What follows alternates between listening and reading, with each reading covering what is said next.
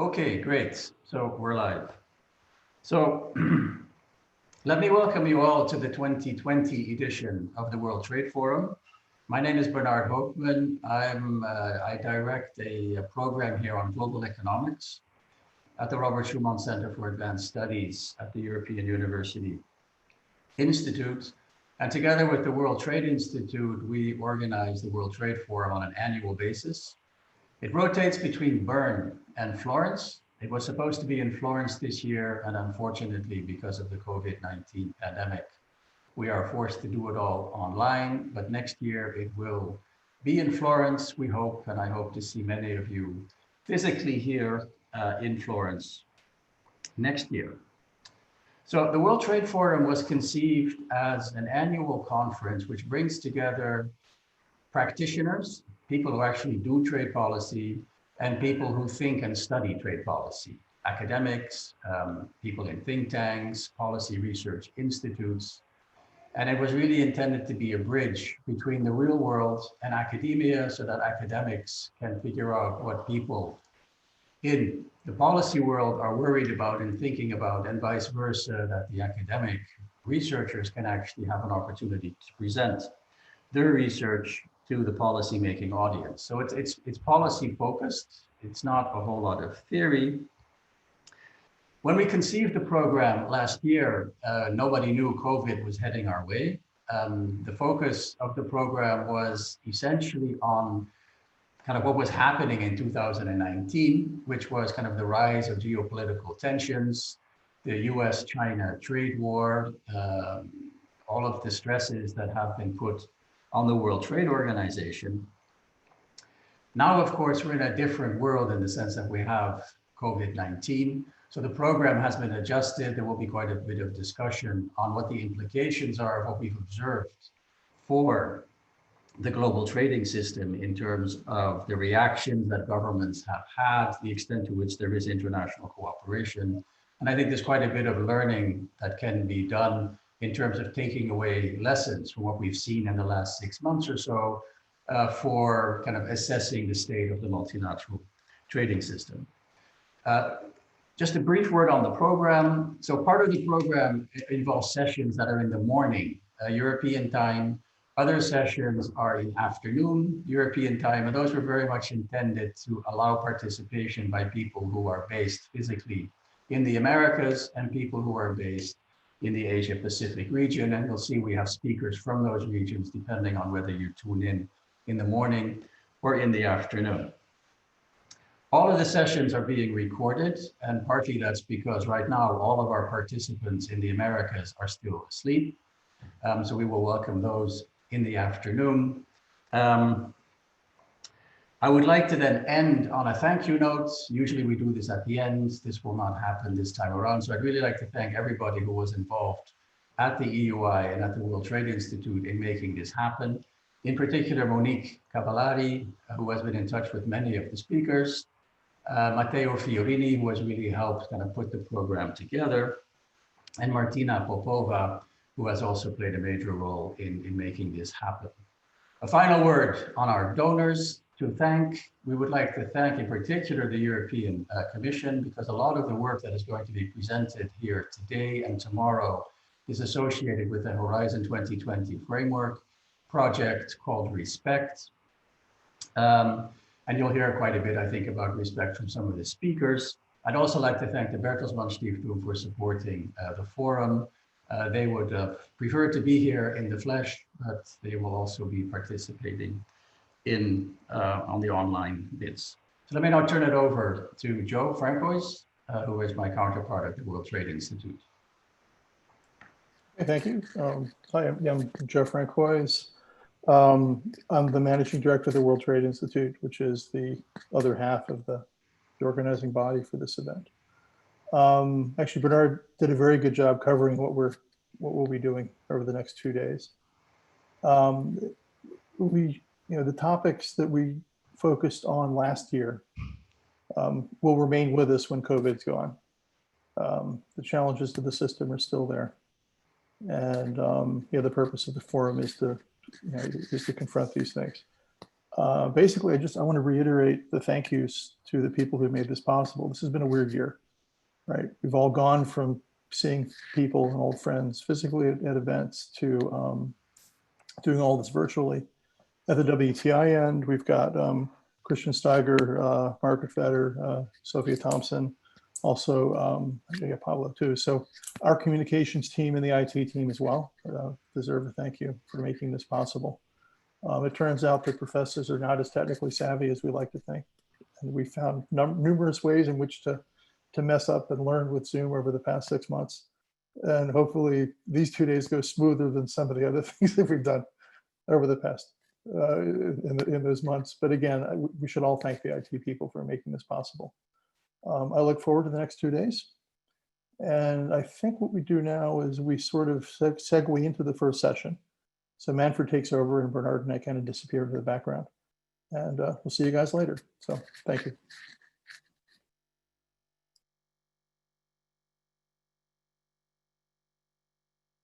Manfred, it's to you now. So.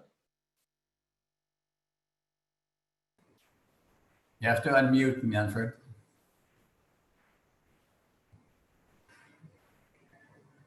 Excellent. Okay. So a very warm welcome also from my side. Manfred Elsig from the World Trade Institute, professor in international relations. I have the honor and pleasure to chair the first panel. It's a plenary panel, and the title is quite long. It's called Trade and Non-Trade Policy Objectives, Soft versus Hard Power. So these are some of the concepts that we're going to cover in these 90 minutes. Now, let me maybe say a couple things about these concepts, because as a political scientist, I always think about definitions, and I'm not coming up with clear definitions on these concepts, but I think they're quite interesting.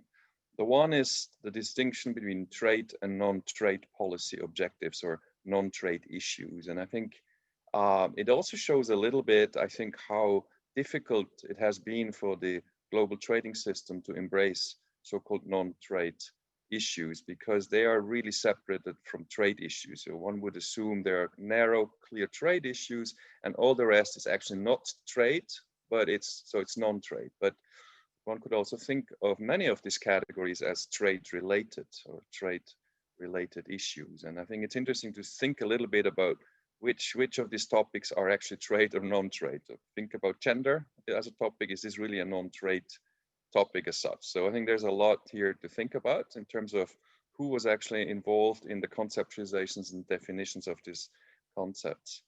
The second, I think, big distinction here is between soft and hard power. And the panelists will talk about this also at great length. And I think there's also two issues here that could be maybe mentioned at the beginning. One is a bit the question of who's the rule makers, who has interest in pushing for this type of non-trade issues. And the second question is what approach is taken, right? Soft versus hard. So is it an approach that you think about hard commitments in trade agreements, backed up by strong enforcement mechanisms? One could think about this to be a hard approach, or what's probably more used is soft power approaches, which are probably best endeavor clauses in trade agreements, maybe excluded from dispute settlement, cooperation clauses, sort of a management approach to these issues. So I think these are, the two, broad kind of concepts we're going to focus on: trade and non-trade. What is their relationship? And also, I think, what do we see in terms of approaches happening? What are the trends we see? And so we have 4 panelists with us in the first roundtable, and they will shed light from different angles, from academic, more practitioner, from international organizations angles, but also bringing in different regional perspectives. So I look forward to the 4 presentations. With us, we have today Paola Conconi from the Université Libre de Bruxelles, Pamela Cook-Hamilton. She's the incoming executive director of the International Trade Center, still at UNCTAD, so she's wearing sort of 2 hats today. We have Junior Lodge. He's an independent trade consultant. And finally, Eduardo Pedrosa. He's the Secretary General of the Pacific Economic Cooperation Council. We have about 90 minutes. It is live streamed on YouTube. Each of the panelists will speak for about 12 minutes. Then we will give each of the panelists a chance to react or to comment on what has been said. And then we turn to the Q&As from the audience. Maybe here important to know, those who are watching us on YouTube, you can use the chat function and your comments will be then introduced into the Zoom Q&A function. So those who are on Zoom, please use the Q&A function when you have comments or if you have questions, and we'll take them up as we go. A last comment on social media. So if you are tweeting, we hope you do that, use the hashtag World Trade Forum 2020. That's it from my side. I look forward to an interesting discussion, and I would directly turn over the floor, the Zoom floor, to Paola. Please, Paola. Yeah, let me just open my presentation. So, okay, then hold on, hop, and then full screen. Okay, let me know if you do see. Do you see my full screen already or not? No. Just 1 second. I have to share. Okay, so you do see my screen? Hello? You see? Yes. Okay, great. Yes, we see it. Thanks. So let me start my stopwatch for my 12 minutes.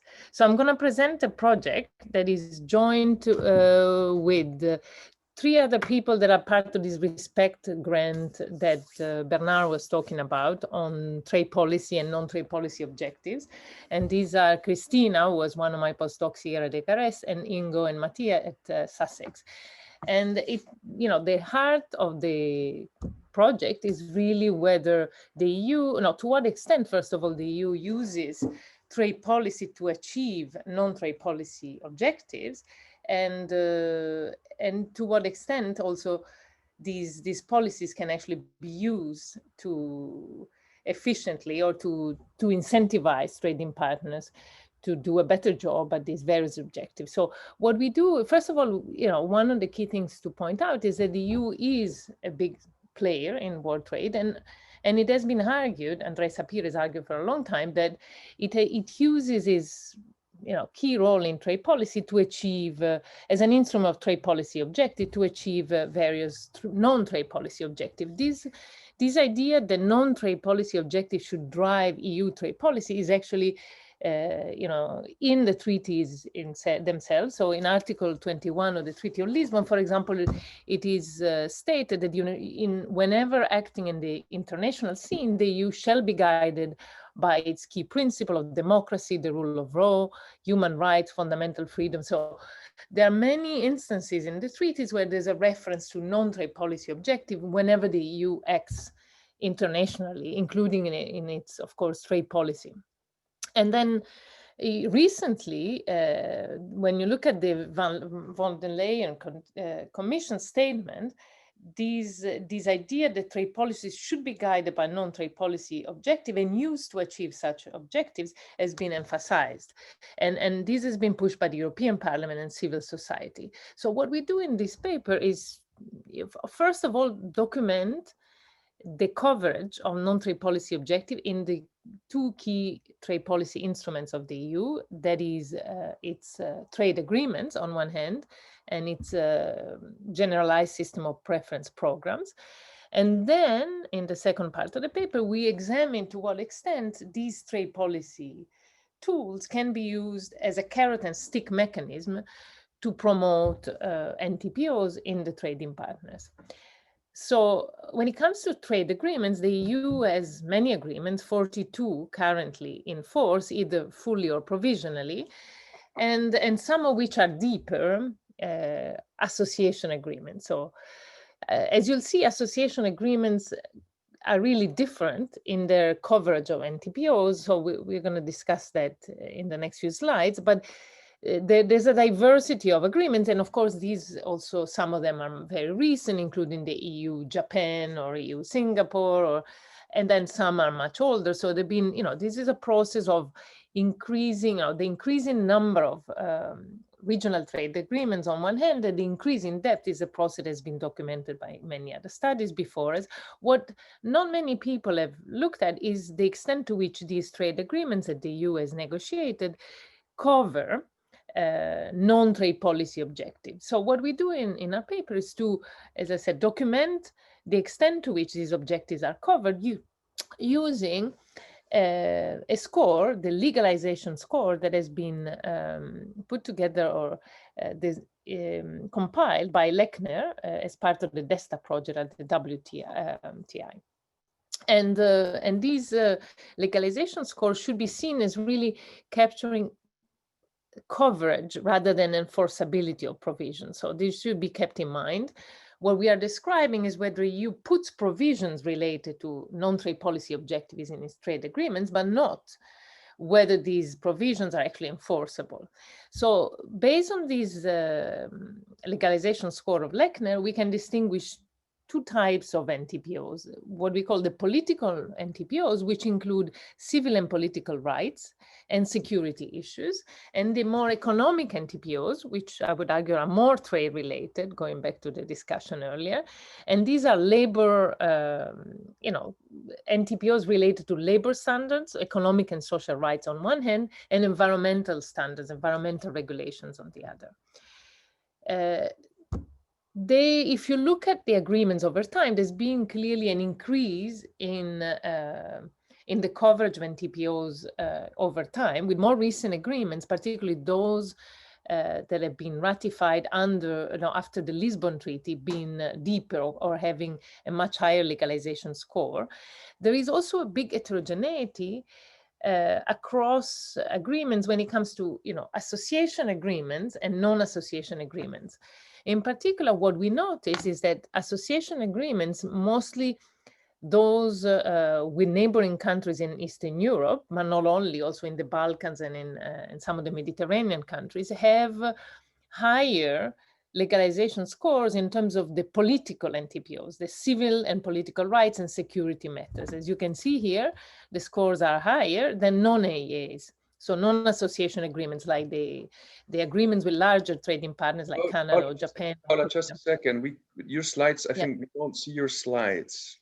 You don't see my slides? We only see the first slide at the moment. Oh, okay. That's weird. This sometimes happens, so that's why I had asked if you see it, but let me try again. So sharing in a different way. This is fine. If you move forward, if you now move forward, yeah, now we see it. Motivate. Oh, all right. So sorry, sorry about that. So I was actually, here is where I was. So I was showing you that maybe if I do now view full screen, you'll see it. Let me know if you see the changes. Do you see me moving now or no? Yeah. No, we don't see anything right now. Okay, so then I go back to, so it doesn't seem to be working in full screen, but you see it now. Yes. Okay, so there's a key difference with between association and non-association agreement, with the association agreements with smaller country, mostly in the neighborhood, covering mostly political NTPOs, while non-association agreements with large trading partners such as Canada, Japan, or Korea tend to have more of a coverage of environmental and labor standards, so the economic and environmental issues that are more related to, I would argue they are non-trade, but they're actually closer to, they're more trade related. And what you actually notice, if you distinguish it, so these graphs, I don't know to what extent you can see them now, given that I haven't, I'm not using the full view, but you see a clear pattern also in terms of with which countries the EU tends to include the more political provision and the more political non-trade policy objectives. So here you see civil and political rights, like human rights, and security issues, and you see clearly a negative relationship between the size of the trading partner as proxied by the GDP and the legalization score of these political NTPOs. So clearly, NTPOs, provisions related to these political objectives, are more prevalent in agreements with smaller trading partners. And the opposite is true when you look at NTPOs that are more economic, like the economic and social rights and environmental protection. The EU tends to include those provisions more in agreements with larger trading partners. So, and what we argue in our paper, which we are, by the way, working on as we speak, so this is an ongoing project, what we argue is that these different coverage of economic and political NTPOs across different types of agreements of the EU reflects the different incentives that the EU has in signing these agreements. So when negotiating agreements with neighboring countries, small neighboring countries in Eastern Europe and the Balkans, which are mostly association agreements, the EU is driven mostly by political objective, like securing the neighborhood and trying to bring democracy and really more political objective than commercial objectives, economic objectives, which are instead the main driver when it comes to agreements with larger trading partners, such as the Koreas or Japans or Singapore. We then look at the coverage of NTPOs in the other tool, trade policy tool that the EU has, and that is GSP schemes, which of course allow the EU to grant preferential access to developing countries. But what is interesting, there's often a lot of conditions attached to this preferential access. So this is true both in the GSP program, which is the main, the main program that was established in the late 70s, early 80s. But then over the years, other programs, even more preferable, have been introduced, like GSP Plus, which is targeted to the more vulnerable developing countries, and the EBA, which covers the least developed countries, 48 of them, and grants duty-free access on all products. What is interesting, when you look at GSP and GSP Plus, there are, over time, the EU has included conditionalities in these programs, like in the drugs arrangement in 91, or additional NTPOs related to labor rights and environmental protection or good governance have been included over time as a precondition for the beneficiary developing countries to receive preferential access, preferential access to the EU market. So the second part of the paper, after describing the coverage of NTPOs in EU trade agreements and EU GSP schemes, we ask the question, can the EU use these trade policy tools to foster respect of NTPOs in its trading partners? Can conditionality work? And we distinguish between two types of conditionality that have been discussed in the literature. Negative conditionality, which is basically the stick, is if you don't behave well, we're going to take away something. In this case, it would be trade preferences. So this is like, if you don't respect human rights, can we take away preferential access to the EU market? Or positive conditionality, can we reward you? That's a carrot, if you want. Can you reward you if you have behaved well, give you better treatment, better preferences to the EU market? So when it comes to trade agreements, we argue that there is limited positive conditionality, and that is due to the fact that EU trade agreements have to be negotiated under GATT Article 24. So they are limited, by multilateral trade rules. The EU cannot basically, it's supposed to eliminate all tariffs vis-a-vis its trading partners. And that means that you cannot go further. You cannot give better preferences. Once you have liberalized vis-a-vis your FTA partners, you cannot do more. And on the negative side, in principle, there could be some elements of negative conditionality or stick, in the sense that all the EU trade agreements include this essential element clause, which could be a mechanism through which the EU could sanction bad behavior by its trading partners. However, as we argue in the paper, there are many limits to it. First of all, these essential elements clause only covers political NPOs, in particular human rights and some aspects of security, and not environmental or labor standards. And so only a subset of NTPOs are covered by this clause. Invoking this clause can be very costly for various reasons, and the EU, in fact, has never done it. And the fact that the fact that these are trade agreements that are reciprocal and multilateral means that the EU will have to monitor the agreement, and it's hard to believe that the trading partners like Korea or Japan would take it, would easily accept the monitoring that would be required.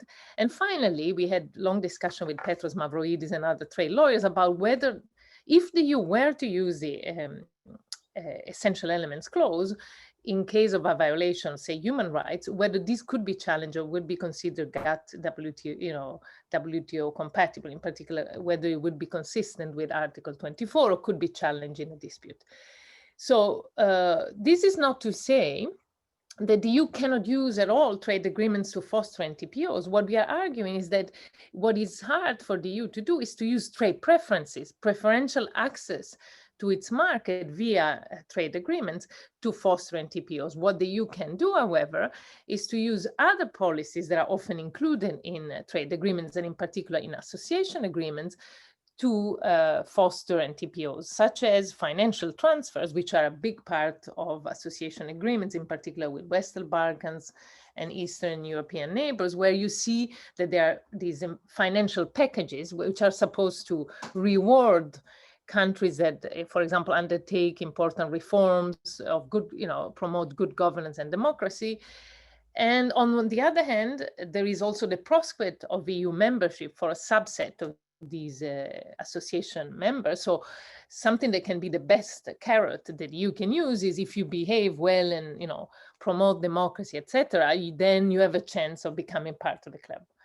So this is to say that it's not through trade policy, but through other tools the EU could promote NTPOs, but again, not to trade policy. On the other hand, and I'm almost done, trade policy can be used in GSP schemes as a carrot and stick mechanism to promote NTPOs. Why? Because GSP schemes are unilateral. So it's the EU can decide the conditions under which it can grant preferential access or not to developing countries. And so if you look at GSP schemes, there are definitely strong elements of positive conditionality. The EU can condition and does condition preferential access and preferential tariff treatment on compliance of NTPOs. All GSP schemes, GSP, GSP plus EBAs have this positive conditionality, and countries are assessed and monitored for their compliance with these objectives. And even before becoming recipients of GSP, they have to ratify and implement various conventions, international conventions linked to various non-trade policy objectives. There is also strong negative conditionality in the sense that GSP preferences can be removed or suspended on some products or all products.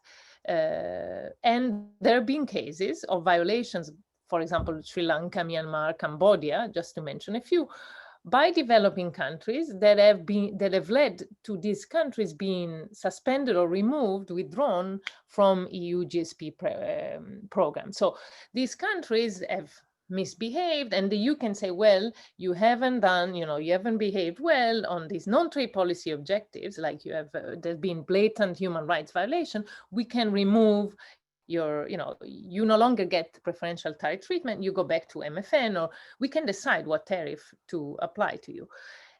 What we argue, however, is that there have been few instances of actual violation. So there have been few instances in which the EU has actually sanctioned or punished these trading partners for violation, while there have been several cases of important violations of non-trade policy objective where the EU hasn't acted.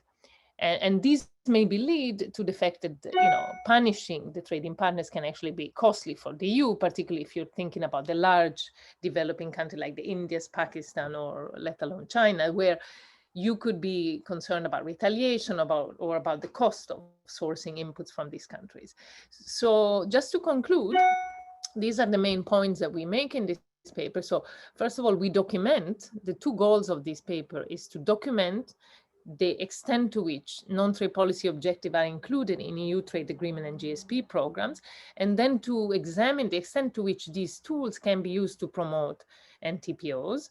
We show that there are various motives that drive the pursuit of NTPOs in trade agreements. Political motives seem to be behind the inclusion of political non-trade policy objectives like human rights and security in trade agreement with smaller countries, while commercial motives seem to be behind the inclusion of a lot of provisions related to environmental and labor standards in trade agreements with larger countries. And when it comes to GSP programs, these are better equipped than trade agreements at being used to promote, at least to trade policy, non-trade policy objectives in trading partners, because the EU, since these are unilateral programs, unlike trade agreements, which are limited by multilateral trade rules, the EU can, when it comes to GSP, give better treatment, or can reward, or can instead remove or suspend treatment, and so can punish the trading partners depending on their behavior. However, commercial interests may actually limit the use of conditionality in GSP schemes, going back to the fact that the EU doesn't actually punish very often. So I think an interesting question in the future is whether, since there is a lot of pressure on the Commission on the part of the Parliament and civil society, as we have heard, to use trade policy to promote sustainable development, human rights. So these non-trade policy objectives are often in the media and in the debate in the Parliament. They are key. Whether the Commission then will actually do more than simply include these provisions, but whether there will actually be enforcement mechanism and violation will be systematically punished, this is to be seen. But there's definitely scope to use these tools, at least GSP schemes, and to some extent association agreements in which other policies can be used to promote non-trade policy objectives. So the EU can use its power, its hard power, which would be, I guess it's not military power, but access to its market, which is a very large market, and giving or taking away preferential access to this market can be a powerful tool through which the EU can try to achieve non-trade policy objectives in its trading partners. I'm stopping here. Sorry if I was too long, and sorry if you didn't see all the slides from the beginning. Excellent. Thank you very much. I think this is a great start. We have, I think, learned a lot about the EU's approach, and I'm sure there'll be lots of questions. So anyone listening, watching, please use the Q&A if you have comments and questions to the first presentation. Now we move to Pamela. Please, Pamela, the floor is yours.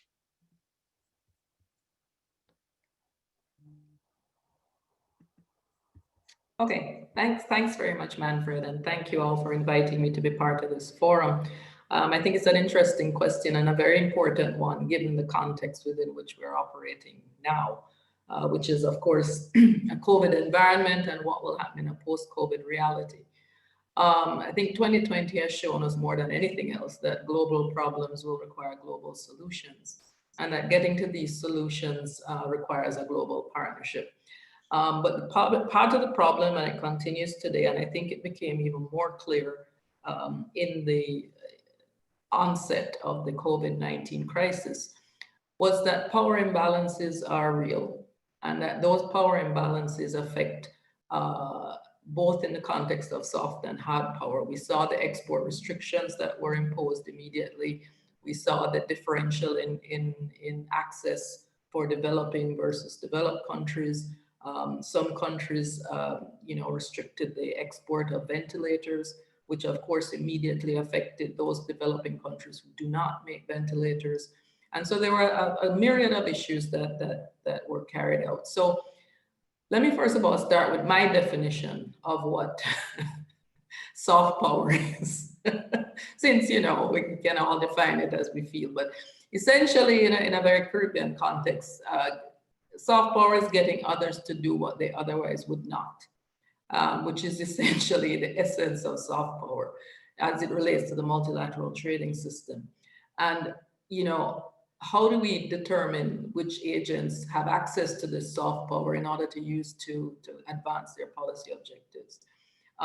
One of those bodies that use this very, very strongly is, of course, the EU. From 2009, we saw in the European Union has used trade policy to satisfy the so-called non-trade policy objectives. So how do I define non-trade policy objectives? The conditionalities these are NTPO or conditionalities often defined as granting benefits to a country subject to the beneficiary meeting certain conditions, or as a mechanism to bring about policy reforms or impose policies that the beneficiary country would not voluntarily choose. And we say this because if we look in the context of many developing countries, and as Paola very, very clearly stated, many of the non-trade policy objectives that are included cover areas which impinge in a way on countries' internal dynamics and how they perceive their rights. So if we look in the context of civil and political rights and who determines what is democracy, you look in the context of environmental protection and how that is carried out. We look at security issues and the whole drug trade. We look also in the context of labor rights and what constitutes labor rights in a particular context, in a developing country context. I remember when I was an officer for the Jamaican government many years ago, and one of the issues that was being looked at was, whether labor rights were being abrogated in the context of some of the textiles manufacturing companies that were there. And there was a resistance to look at it simply because if we included labor rights as they were defined, it would have meant closing many of the factories and therefore putting people in unemployment. And sometimes the problem is that it comes down to economic reality versus labor rights defined by the external partner. And this is true for human rights as well. The internal realities of some developing countries as to what constitutes human rights in a broad context, not talking about dignity, fundamental freedoms, etc., but talking more about, what the issues are with respect to how it is defined. So these are what we call WTO extra, which are the NTPOs that are put in place: drug trafficking, terrorism, reducing air pollution, waste management, labor standards, social protection, etc. In terms of non-proliferation of the non-trade policy objectives in agreements, there was a study carried out in 2010. And so I hope that, Paola, your study now will update that 2010. I look forward to seeing it. But looked at, that the EU includes more WTO extra provisions than, for example, the United States. In an examination of 14 US and 14 EU trade agreements, the latter had almost 4 times more WTO extra provisions than the United States. Maybe you can tell us now whether that's still true, but this was 10 years ago. And so it suggests that NTPOs are a very strong mechanism utilized by the EU, as opposed to possibly other large trading partners in an attempt to carry out certain non-trade policy objectives.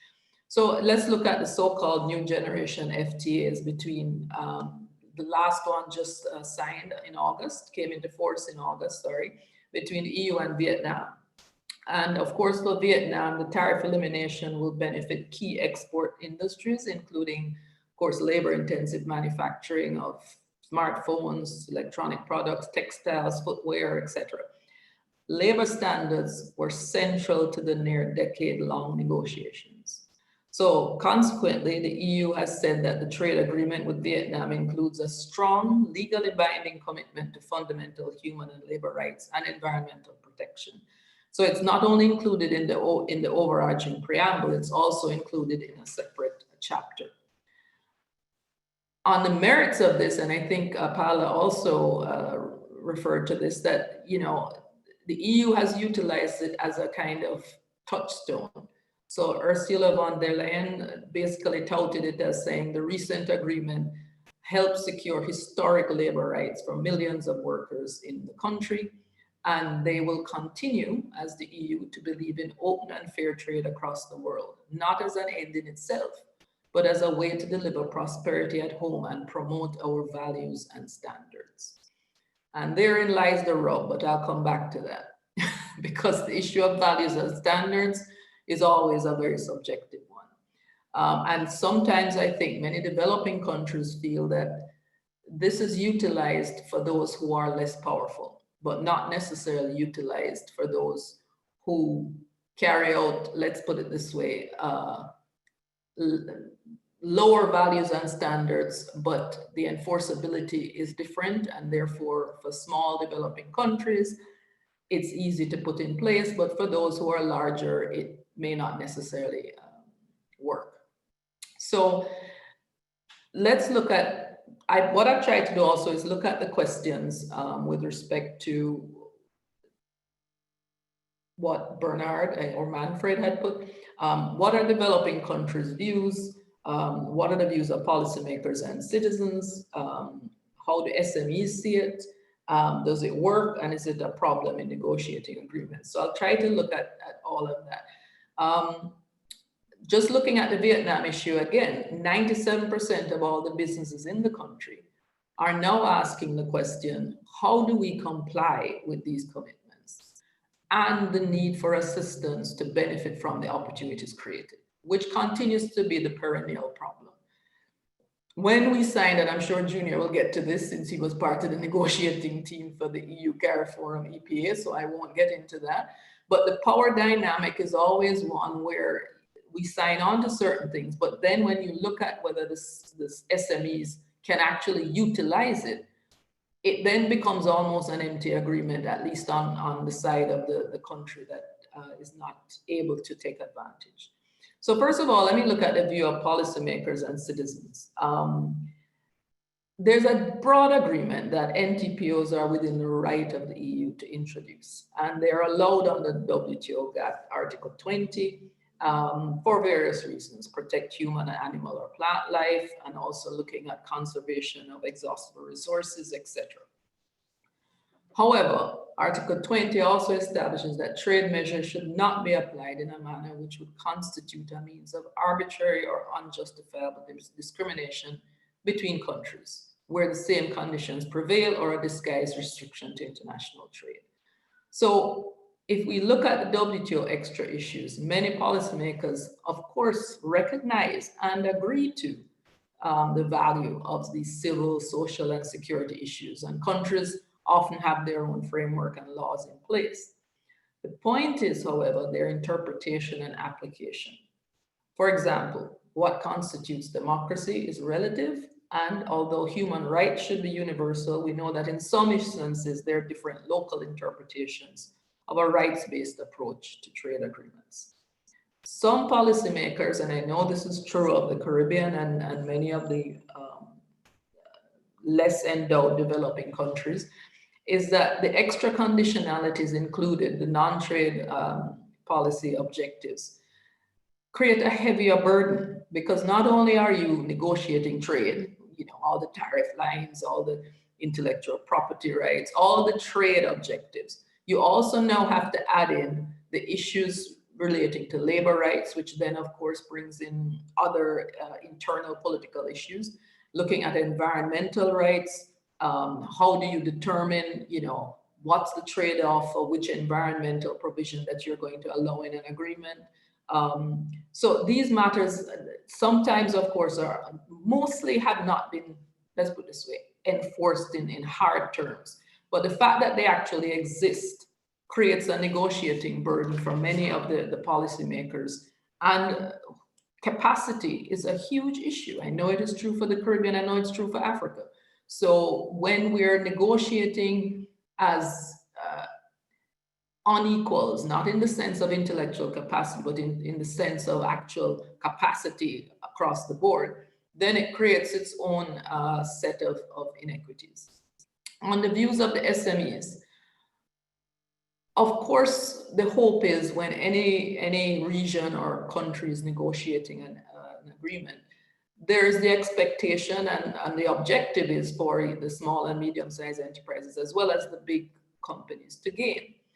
The reality, however, for most of these non-trade policy objectives, and also for even, you know, the agreements themselves, is that the demanders tend to be the multinational corporations in many of these big countries who push for opening in particular areas.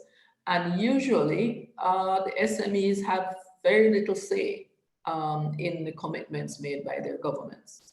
And so the potential impacts for the conditionalities can be too rigorous sometimes for them to meet, and the informed strategic positions during the negotiations can be difficult to achieve. So one of the things that we want to look at, and we hope that in ITC, it will become a major part of it and has been done in the context of women-owned businesses in Africa and the AFCFTA, is to look at how small and medium-sized enterprises can more effectively be interlocutors with the governments during the negotiating process, can influence the processes that take place in terms of NTPOs, and also put their own requirements on the table. The general arguments for developing countries are that non-trade policy objectives have been one-sided and are proposed without taking into account corresponding proposals from developing countries.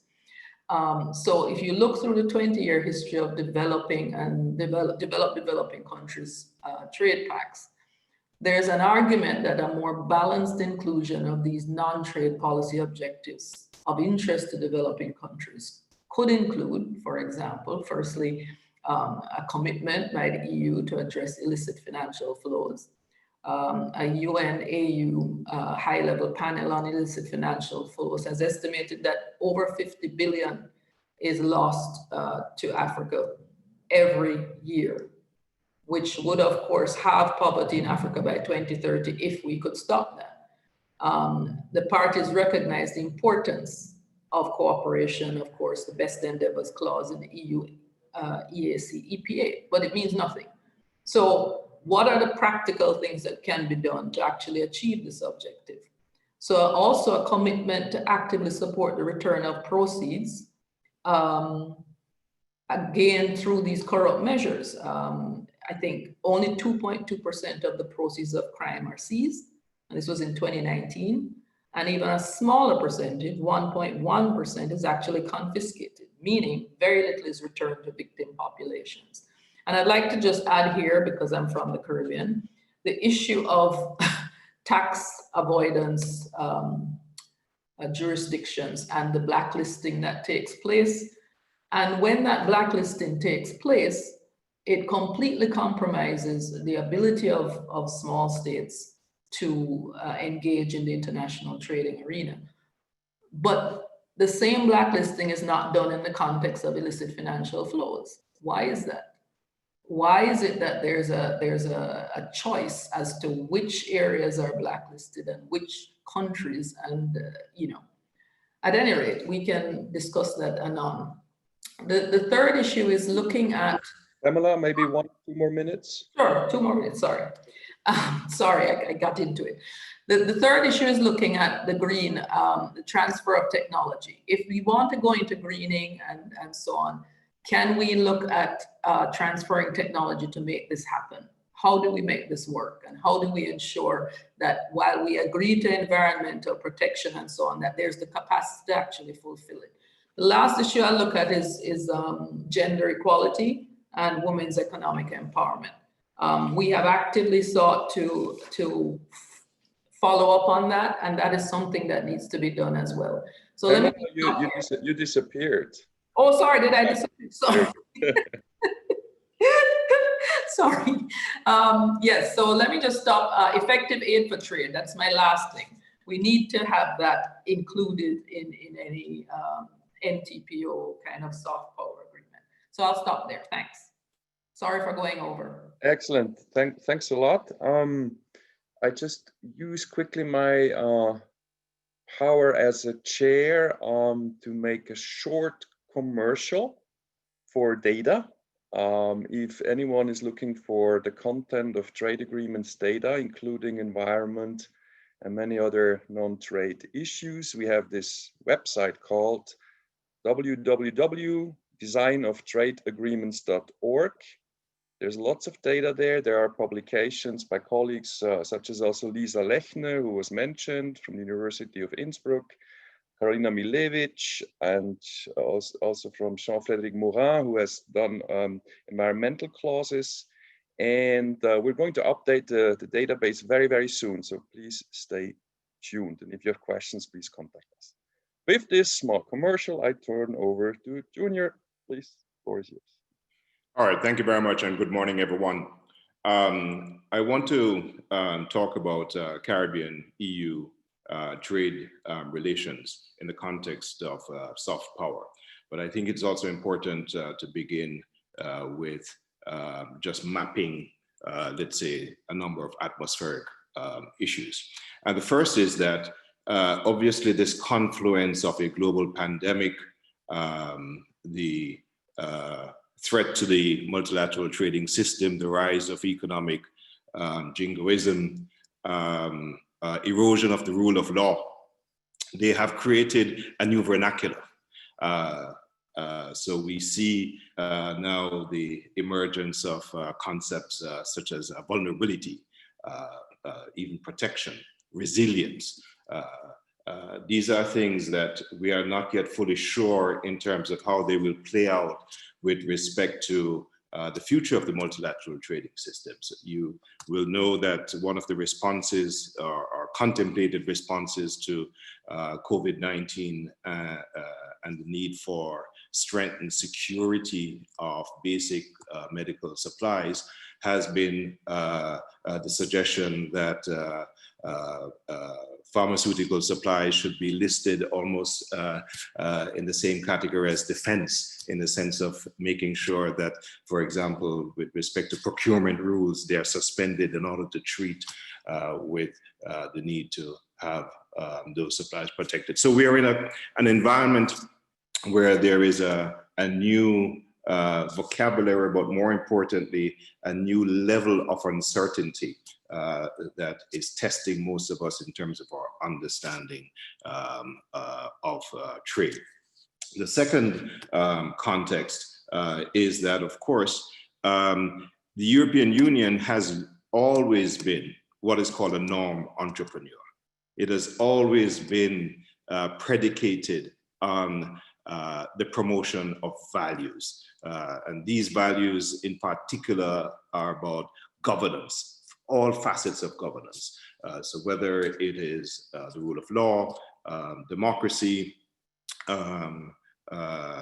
human rights, but of course, we should not forget that in the contemplation of the European Union, one element of good governance has always been trade liberalization. So the way I see this confluence, or there's a spectrum between, let's say, soft and hard power and trade and non-trade.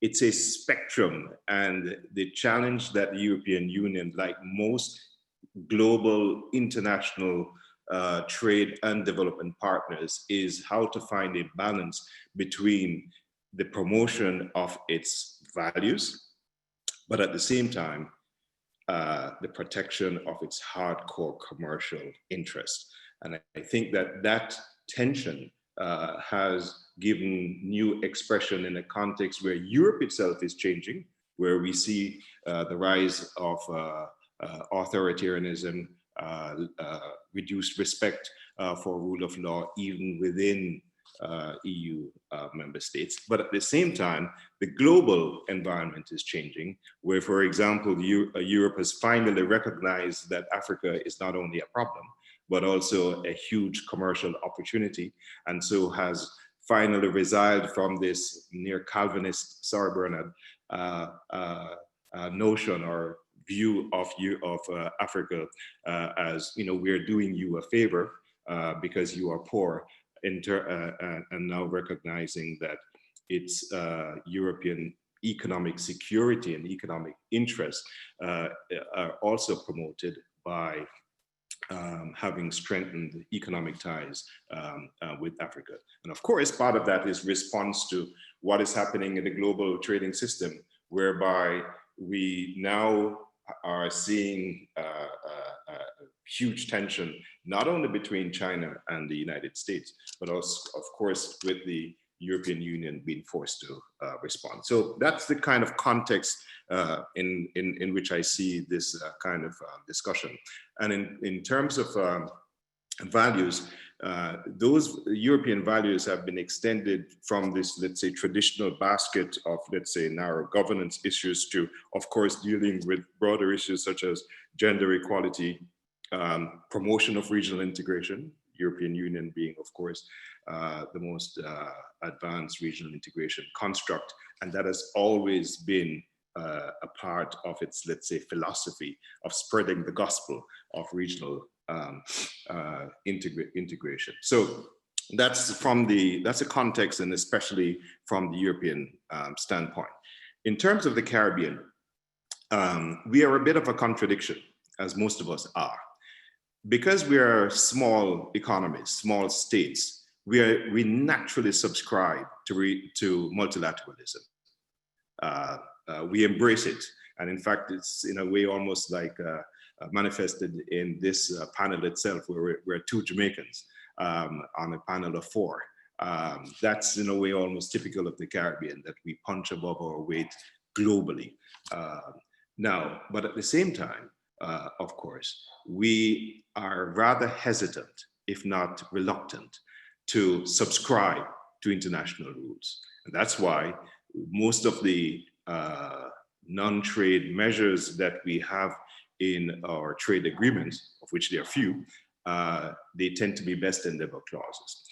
There are 2 reasons for this. One is that Caribbean countries have always subscribed to this notion of policy space, this UNCTAD invention.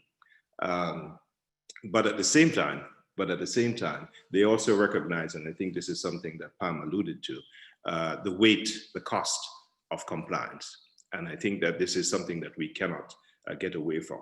Now, let me move on to try to carve out a common space in terms of what the European Union and the Caribbean could work on in terms of this spectrum of trade and non-trade issues. The first is in terms of dealing with economic resilience. Again, as a result of the pandemic, we know the vulnerability of Caribbean economies, and obviously with the suspension of international flights, we have seen the impact on tourism and the commensurate impact on GDP. So what can we do? And one of the clear areas where work can be done is in terms of strengthening backward linkages. The Caribbean has a food import bill, which is over 2 billion euros, in a context where we're also a major exporter of agricultural products. But it's a classic problem where whatever we export, whatever we produce, we export, and whatever we consume, we import. So this realignment of the economy is necessary. And certainly in terms of strengthening the linkages between tourism and agriculture is one of those areas where we need to accentuate. And certainly Europe itself has done tremendous work in that area, and we can benefit concretely in terms of more targeted, not just European development support, but more in terms of a policy framework. The second area, and again, this relates to tourism, is that obviously in the post-COVID-19 dispensation, health security, or let's just say the protection of tourists, the health protection, the health safety of tourists is going to be an important element. And developing regional protocols and the use of health professionals to monitor and treat tourists that enter these countries and their facilities is going to be an important element. And here again, the Caribbean has been a major exporter of health professionals. Europe in particular has been poaching, but not exclusively, has been poaching Caribbean health professionals. So why don't we recognize, first of all, that what that means is that the Caribbean has a comparative advantage in the training of health professionals, and leverage greater investment in expanding the facilities, training facilities in the Caribbean, so we produce more nurses. This excess capacity can deal with the requirements of the post-COVID-19 tourism industry and the requirement for greater health security, but also in terms of recognizing that Europe has a shortage of 500,000 nurses up to 2030. And the cost, and the reason why there is a tremendous shortage is because simply the cost of training nurses is excessively high in Europe. So being able to expand training facilities in the Caribbean is a way also of creating a new paradigm, a new development paradigm of one, mitigating brain drain, but also leveraging the comparative advantage in the training of health professionals. So this is in terms of a new way of doing business, a new way of seeing development, a new way of leveraging all of the different facets of trade rather than as we have traditionally seen in a kind of silo way. The second element in terms of where there is a great confluence of interest between the European Union and the Caribbean is something, again, perhaps Pamela mentioned, which is in terms of the green economy. As you know, Europe has launched what it calls the Green Deal. One of the facilities for that is in terms of allowing for the construction, implementation of a carbon tax, basically on traded products. Again, that is something which is imminent. We don't know, obviously, the impact of that, but obviously with the accent on the green economy and the Caribbean being almost by definition an archipelago with a sea mass which is rather extensive. There are indeed opportunities for the blue economy. I think there is a UNDP study which suggested that in 2010, the blue economy amounted to $1.5 trillion, but this is expected to grow to $3 trillion by 2030. So there is tremendous potential. And here again, Europe has indeed developed its own blue economy initiatives, proposals. So why not look in terms of how this can be applied? What are the lessons? What is the kind of engagement? And in particular, what is the role of the private sector in terms of harnessing those kind of opportunities? So the blue economy is, again, and in terms of environmental sustainability, one of those areas where there can be tremendous opportunities. The other element is in terms of regional integration, because again, I mentioned that in the EU articulation of soft power, promotion of regional integration has always been there. That's why, for example, now you're seeing a realignment of the post-Cotonou construct between what is formerly the ACP and the European Union, where instead of it being, let's say, quote unquote, all ACP, we now have, let's say, more continental, African, Pacific, and Caribbean protocols as such. And this is meant to give greater weight to the respective regional integration processes.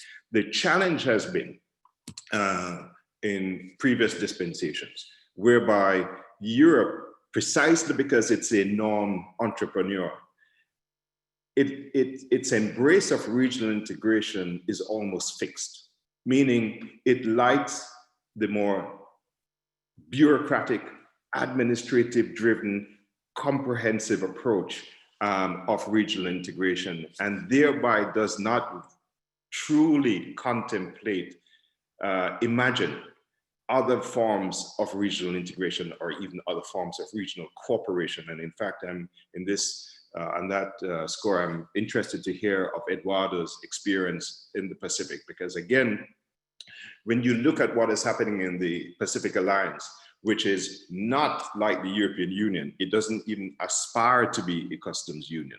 It is giving a new dynamic to a reimagined regional integration, which the Caribbean could benefit from and which could truly understand and apply and make more ambitious. The final point that I'll make is this question with respect to whether one could pursue non-trade objectives through trade mechanisms.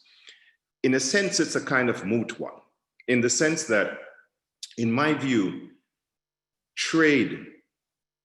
effective trade policy is a governance tool. It's about governance. That's what it really is about, governance. So in that sense, it is not, let's say, necessarily a trade-off. The question is more about ambition and the management of those constructs. So I'll give you one concrete example. One of the areas where there is strong concurrence between the European Union and the Caribbean is in terms of multilateralism. And in fact, the European Union is pushing multilateralism even stronger in this context where there's a kind of vacuum of leadership at the global level. However, that pursuit of multilateralism is compromised by the European Union unilaterally implementing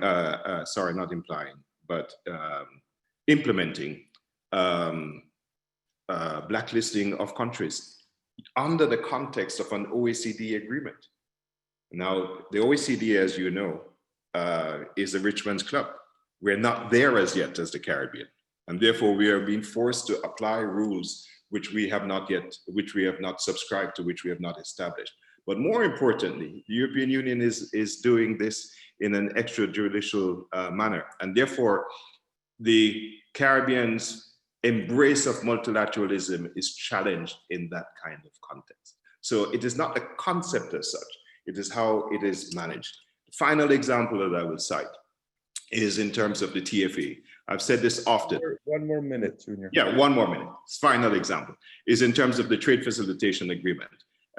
This is an agreement that was midwifed on the Caribbean side by the former Jamaican ambassador, Wayne McCook, and the European Union. And yet, what has happened in Geneva is that, in particular, the European Union appears to be resiling from that approach. That approach was an innovative way of dealing with trade with special and differential treatment. And in a context where you need partners, you need multilateral partners, and having achieved one of the few multilateral agreements in recent times, the European Union, it's its right, has shun away from that approach, but without even engaging with its ACP partners. So again, it is not so much about the principle of multilateralism and these non-trade objectives, but it is rather how they are managed, how they are exercised. And therefore, there's a greater need for us to spend more time investing in serious partnerships if we want to translate these non-trade objectives into concrete deliverables. With that, I end. Thank you. Thank you very much, Junior. I think you also nicely built bridges to Paola's and Pamela's presentations, and also have already hinted to Eduardo, who will enlighten us about what's happening in the Asia Pacific region. So please, Eduardo, the floor is yours.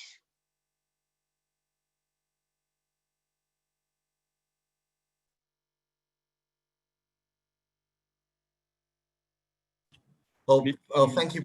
Can you hear me now? Good, yeah. Is my presentation coming up? There we go. Is my presentation coming up? Great. Well, let me begin by expressing my appreciation to the European University Institute and the World Trade Institute for the opportunity to be here. Following on from Pamela and Junior, I come also from an island country, the Philippines, and I live on another island, Singapore. So it's almost a perfect segue. I saw a question that Jane Drake Brockman posed, and I almost immediately want to address that in case we run out of time, and it also reacts, Manfred, to some of your definitional your definitions at the very beginning, where you sort of gave us that overview on of soft versus hard power. It's a really hard, I think, a question to get into, and I kind of hope that my presentation will somewhat address some of them. Manfred, you've made that distinction between sort of non-trade policy objectives and trade-related issues, and I think that's an important distinction to make. And Pamela, I think, got into some of that in her presentation, and how far do we get into these in the context of a trade policy discussion? Because frankly, it's hard to address everything in a trade policy context, and I'll demonstrate some of that in my presentation if I have the time to get there. Junior, I don't know how much I might disappoint you, because I might mention the Pacific Alliance in passing, but I'm giving a very, very broad overview of the Asia Pacific. That's really the perspective that I'm giving, and I'm giving an overview over the last almost 60 years, and I really wanted to emphasize that the Asia Pacific, when I say it, it's a construct. It doesn't exist. It's something that we owe really to a Japanese economist, Koichi Kojima, who was really thinking about the rise of Japan at that time in the 1950s and 60s. But he was also reacting to the rise of the European Union, the signing of the Treaty of Rome, and the fear that Japan had, that Japan was going to be locked out of the European market. And so he felt that those in Asia, or the Asia Pacific, needed to get together and have their own market in case they were locked out of the world's biggest market. And that came along with, and it evolved into what became PAFTAD, which led to the creation, if you like, of the Pacific Economic Cooperation Council, my own institution, which led to the creation of APEC in 1989. But at the same time, and it's really important to emphasize this, there's a lot of business going on. Asia Pacific Cooperation is really founded not on government cooperation, but because of what was happening on the business side. So I mentioned PECC here.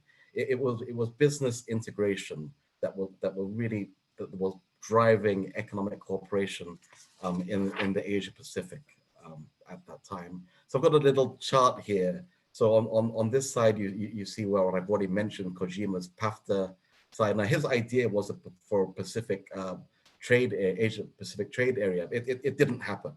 So what really happened was a much softer type of regional cooperation, which evolved into APEC at that time.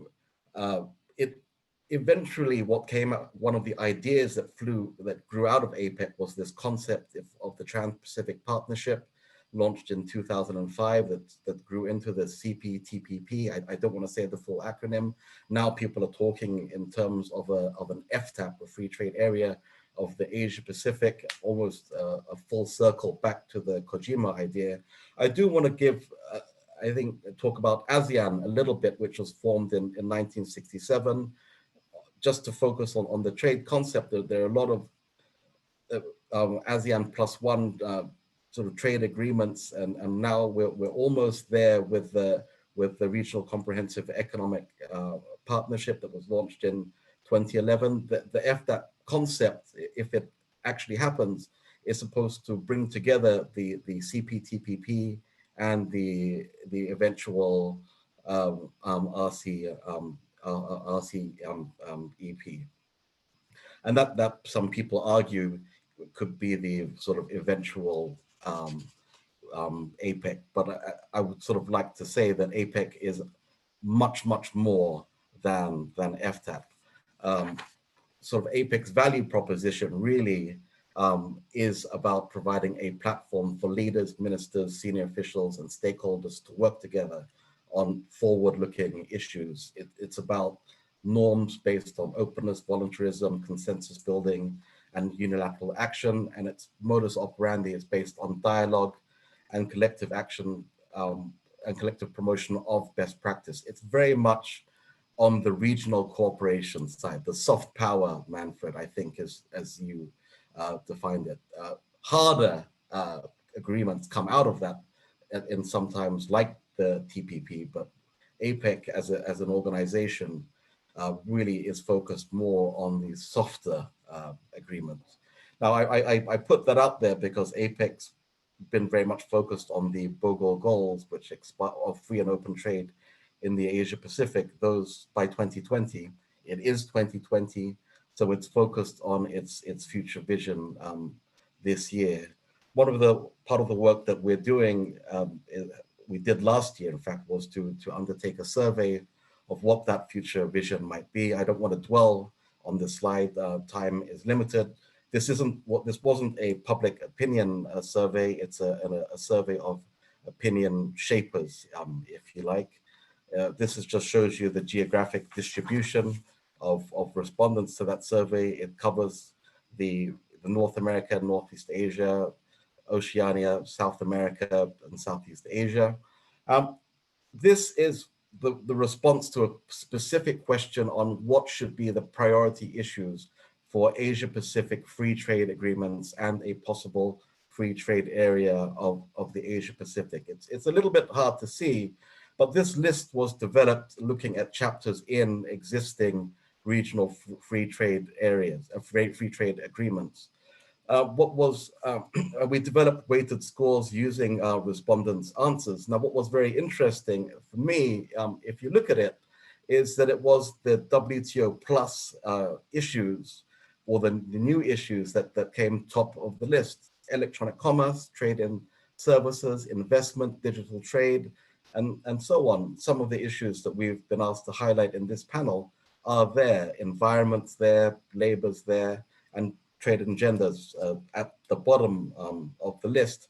Now, I want to use these survey results to try to shed light on the issue this panel's been asked to address. So, focusing a little bit on the environment issue in trade agreements, and I've cut the survey results into the sectoral respondents, the stakeholder respondents, if you like, and into sub-regional responses. Now, what you see here is there's very little variation at the stakeholder level between businesses, government responses, and non-government responses. But what you do see is slightly more variation, some significant variation at the sub-regional level. And sort of the question you might want to ask is why does that occur? Why is it that stakeholders tend to agree that in having environment issues in trade agreements is we tend to have the same level of agreement, but there's significant variation between sub-regions on this issue. I just point out to you how highly respondents from Pacific South America thought had the environment. A couple of things on this. Well, South Americans seem to have there is environment chapters are in quite a lot of South American free trade agreements, and of course Chile was supposed to host COP that year. That was probably driving consciousness on environmental issues that year. Looking at labor, slightly more variation on the labor issue on trade agreements, and again quite high variation at the sub-regional level on this. Now, I wanted to turn to work that APEC has been doing to drive consensus or get more sort of coherence around understanding on what should be in regional trade agreements. So back between 2006 and 2010, APEC was working on model measures on free trade for free trade agreements, and these are the 14 that they got agreement on. That does include a model measure for the environment. They were supposed to continue work on services, investment, anti-dumping, subsidies, countervailing measures, and labor. They didn't quite get agreement on that. And that might explain some of that extra variation we saw on labor cooperation in the survey results that I showed you earlier. This is based on analytical work that was done in 2017 that was led by the Ministry of Ecology in China. Well, according to their analysis, out of 112 FTAs amongst APEC members, 96 had environmental provisions, and there's increasing usage of environmental provisions in regional FTAs. And according to their analysis, the APEC environmental model measure text have provided APEC member economies with reference for their FTA negotiations. The comparative analysis of the major elements in model text are reflected in environmental chapters signed by APEC members and so on. But apropos of some of Pamela's earlier comments, developing economies, FTAs do tend to contain fewer environmental provisions. So that's part of the analysis that came through that work. One of the other questions that we asked in the 2019 survey that we did is what steps should be taken towards the achievement of a free trade agreement of the Asia Pacific. Now here I'm just showing you Southeast Asian views, not everyone, just those in ASEAN members, and this is the most preferred route.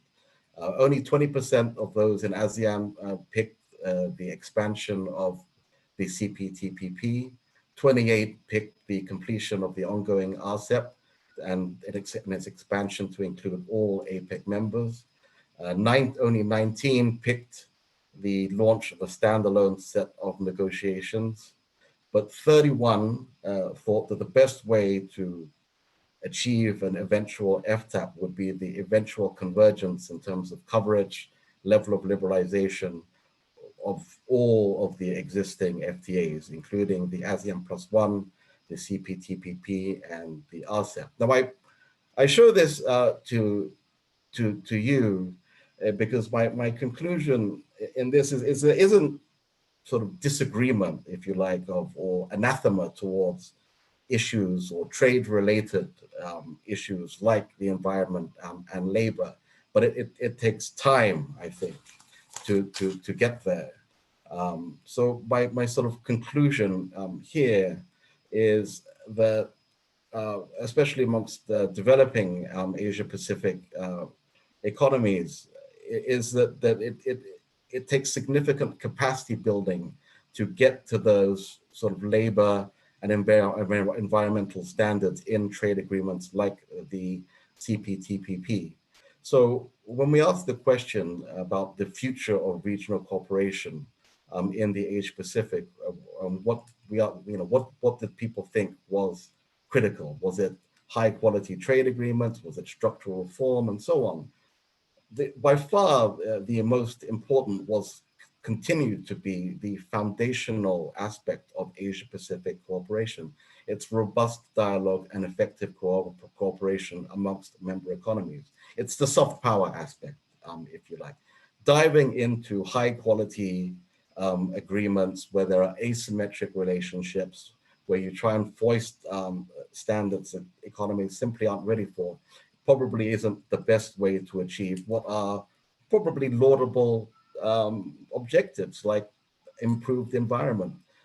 It takes time and capacity building to do so. I think Pamela had talked about getting SMEs ready to participate in that. It's hard to get there. It takes a lot of capacity building to get there. Signing agreements that people can't use it takes a lot of effort, and that's why that focus on robust dialogue remains a cornerstone, at least in our stakeholders' opinion, an absolute cornerstone for Asia-Pacific cooperation. Manfred, I don't know how I did for time, but that's it for me. Thank you very much, Eduardo. I think you were the most compliant panelist. And you were worried about me. You did great, given the number of slides. Excellent. Thanks a lot. Now let's move to the discussion. And what I would suggest is that my fellow panelists look at the questions and answers. There are a number of questions, and then you might want to pick some of them, elaborate on them. And if you also wish to comment on what you heard, you can also do this. And I would suggest we go back to the first order, that maybe then Paola would start. Just maybe one question I had to Eduardo, just before I forget it. In your survey, it strikes me that NGOs are less likely than business and governments to support labor and environmental issues. And I was wondering whether that has to do with the selection of the NGOs in the survey, or is there something special going on there? Because I think in Europe, the US, you would have seen different numbers. With that, I would turn to Paola and see if you want to start and pick questions you would like to answer. Yeah. There were some interesting questions. There was one that was disputing the very definition of NTPOs. We are not taking, I'm not personally, and not my team, I think, taking a stance of whether this is good or bad. I think it's a fact that the EU, in its at least rhetoric, but also in its trade agreement and GSP programs, does put conditionalities, or tries to put these various types of non-trade policy objectives, some of which are political, like involves, human rights, democracy, security issues, and others are more economic, labor and environmental provisions. And this is a fact, whether it's good or bad, I'm not taking a stance, but this is a fact. And what we ask is first, to what extent this is happening. So just the coverage of these provisions in EU trade policy, and then to what extent, if the goal of the EU, which is the stated goal of the EU, and particularly the new Commission, is to use trade policy to promote these objectives, can this be done? To what extent can trade agreement and GSP programs do so? I'm not taking a normative view, is this a good or a bad thing? Because some of the people in the audience were saying, no, should we accept this? I'm not taking, that view. I'm just saying, if this is the stated objective of the EU, is this something that could be achieved? One of the things also that I want to point out is I think the EU is a bit hypocritical at times, because it seems to me that when looking, I showed you some graphs. I don't know whether there was a problem with my sharing screen, but it's clear from the patterns that emerge looking at the data that the EU does put this environmental and labor provision only in agreements with the large trading partners. So to me, this sort of suggests that the EU in doing so is actually more thinking about commercial objectives, about probably protectionist interests, the level playing field kind of argument. And you don't want, when negotiating with Singapore and Japan and the likes, to actually have, it doesn't seem to be real concerns necessarily about labor and environmental standards, because then you would put those provisions maybe more in with countries that may have more of a problem with those issues. So it seems it's quite obvious, maybe I can share my screen again, or I can later post the slides, that when it comes to these labor and environmental provisions that are often at the heart of the debate, this sustainable development, the EU actually pushes those more with large trading partners. And when it comes instead to human rights and security and democracy, these more political non-trade policy objectives are really at the heart of its trading relationship with the smaller, lower income developing countries. So this is, again, something I'm not taking a stance. This is just a fact that comes out from looking at the data, which is basically using the DESTA project data that was mentioned before by Manfred. There's also data now from the World Bank that I'm using on another project. So a lot of people are now analyzing the text of trade agreements, when we've also looked in detail at the provision in GSP programs, and you just see that there's a lot of non-trade policy provisions in EU trade policy.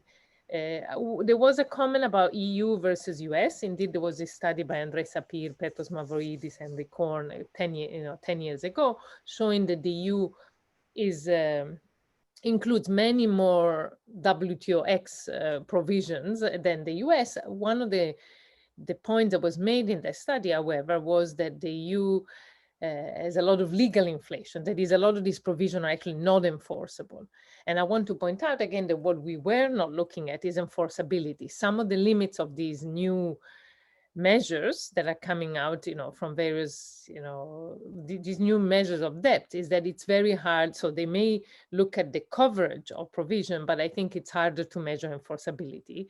And there's some attempts. There's a lot of ongoing work with legal scholars and economists doing that. But I think it's interesting to study what drives the inclusion of this provision and the very wide heterogeneity that there is both across countries, EU, US, that are including this provision, but also across trading partners.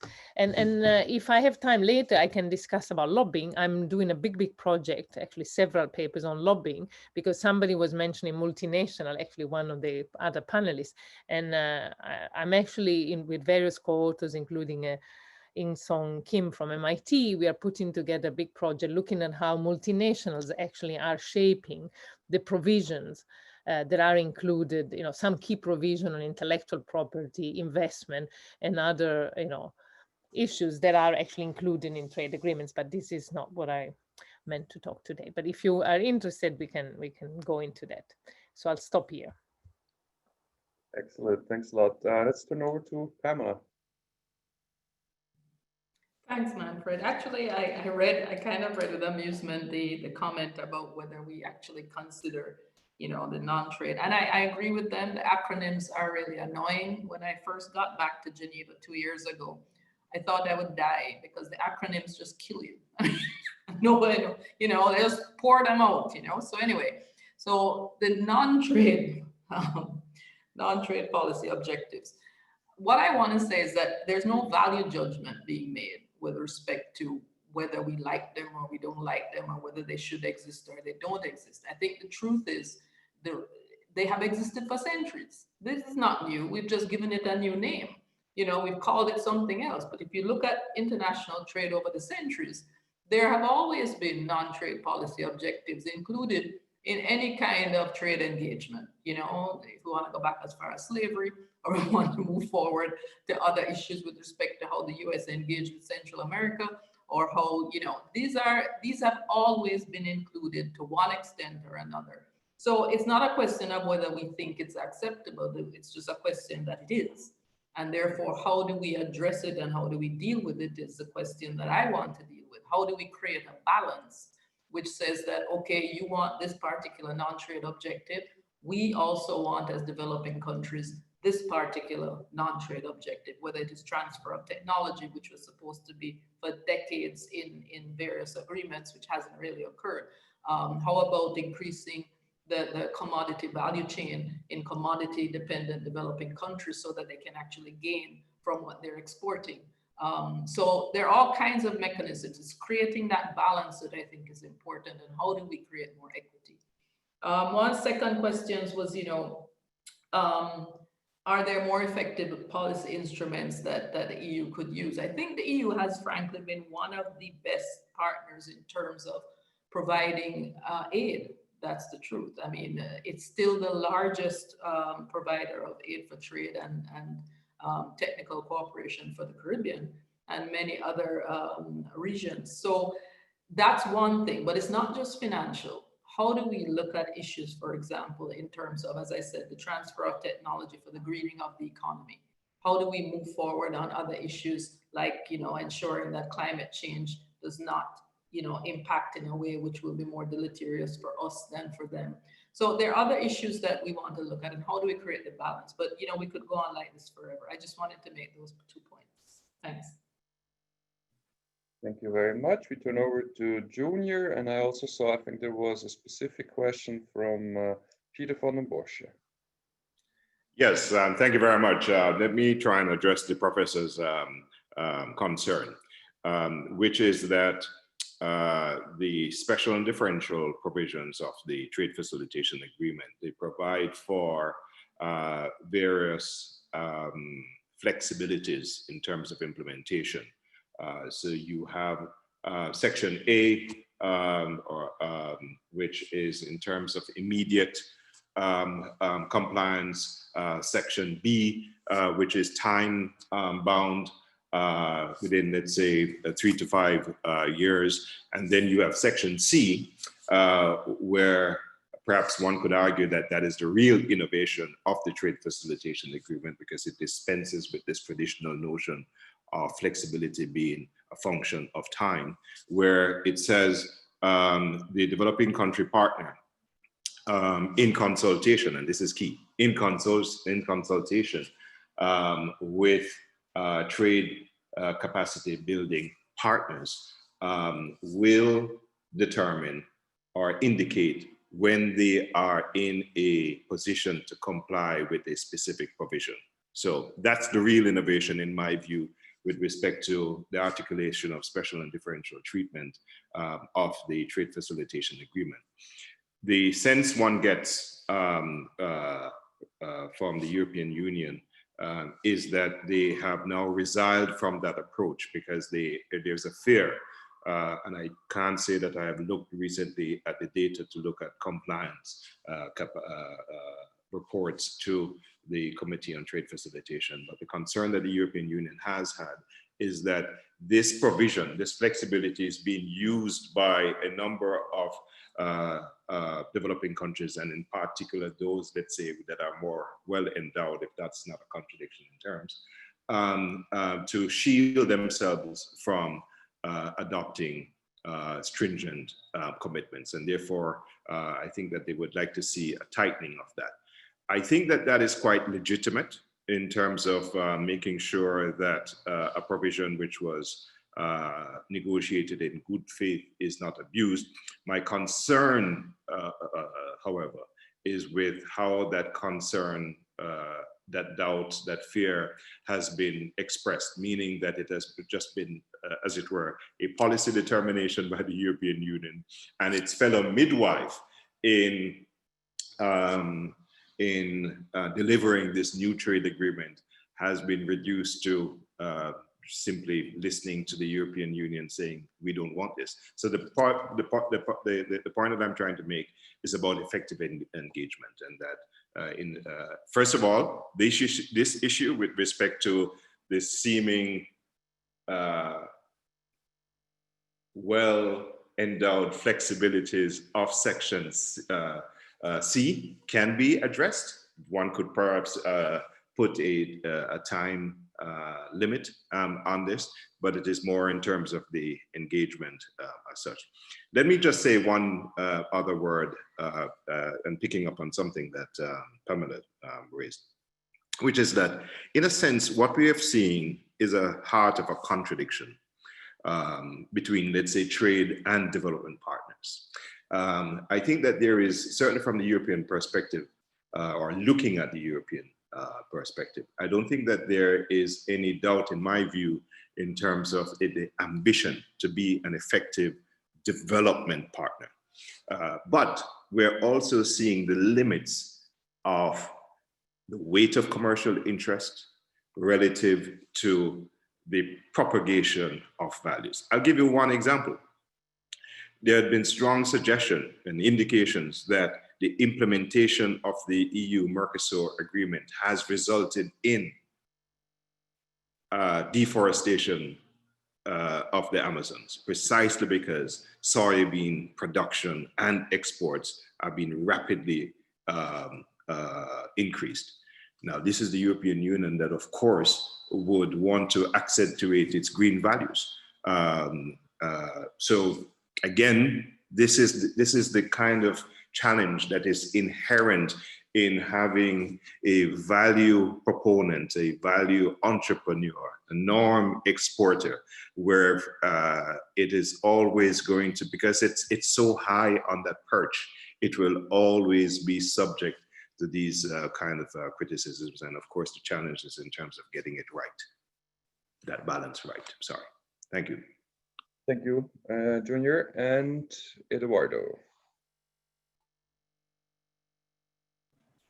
Thanks. On the labor in FTA, it could be a bit of both, frankly, Manfred. Why it can be selection bias within the group, but also the extent to which we've really socialized and understood this, the rationale for having labor in the context of a trade agreement. How much discourse has there been within different stakeholder communities on this issue? I think that really needs to be understood properly. I think Pamela has alluded to that in her remarks, and the costs that different businesses, especially SMEs, have when they try and get up to that standard. It's a difficult one. It's not that they don't want to have the high labor standards. There are certain costs involved, and there are domestic processes countries have to go through when they adopt those standards. So it's a tough one. So I think there's a bit of that, in play. I saw a very interesting question on India and soft power. I mean, it's for me the India question in the Asia Pacific is an intriguing one. India was a little bit aside from the evolution of the Asia Pacific over the past 40 years. So they hadn't really participated in that, both intellectually, but also part of those sort of value chains and supply chains. So as India is now developing, it for me, I mean, it would be interesting to have India be a part of that. And that's where I think the sort of track to soft power engagement needs to ramp up, to have greater connections between Indian business communities, academic communities, and indeed technocratic and bureaucratic communities with the sort of other Asia Pacific countries would help ultimately to broaden understanding of what's happening at the RCEP negotiations. At the moment, it seems it's going to be very, very difficult. But the logic, the economic logic of having India in RCEP is there, especially as Prime Minister Modi has made it one of his pledges to ask the Indian business community to act east, or absent a trade agreement with other Asian economies. It might be quite difficult. Good. Time flies. Time flies. I've been looking at questions coming in. I saw there one or two questions which I would say are legal questions. Looking at my fellow panelists, tell me if I'm wrong, but I don't spot a WTO legal scholar or an EU legal scholar. So we probably are not in the position to answer these questions, which are interesting, but maybe for other panelists. I would like to thank all of you, Pamela, Paola, Eduardo, and Junior. I would like to thank the audience. I think it was a great start, great first panel. It shows on the one hand, I think, how useful it is that we sit together, academics, practitioners, also those who shape the politics in international organizations and regional organizations. We, I think, learned a lot. I learned a lot. I also have a lot of questions I take with me, and I hope you too. And I think that's probably one of the purposes of this session, that we continue to address these questions going forward. So with this, I would end. I thank everyone, and I conclude. Thank you very much. It was great. Thank you very much. Very interesting. Hope to see you soon in other sessions. Have a good lunch break. Have a good lunch break. Thank you. Thank you.